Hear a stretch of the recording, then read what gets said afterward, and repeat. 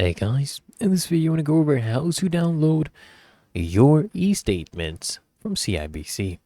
First, sign in to CIBC online banking. If you don't have an account, register. And then what you want to do is come here and sign in.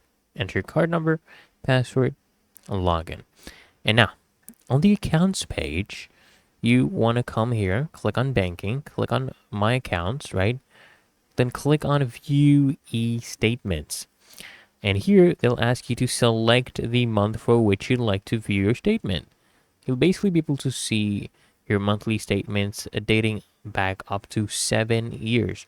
So select the respective month, and then you can go ahead and, edit your statement preferences as well.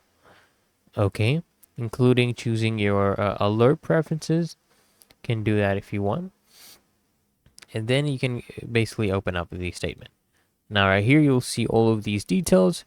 If you want to save your statement, you can just come here and click on a download for that PDF. Okay, just click on download and then you can go ahead and save it. Right? It's really that easy and simple. So I hope this guide provided value to you, and if it did, consider smashing that like button as well as subscribing to frequently asked questions, and I'll see you guys in the next one.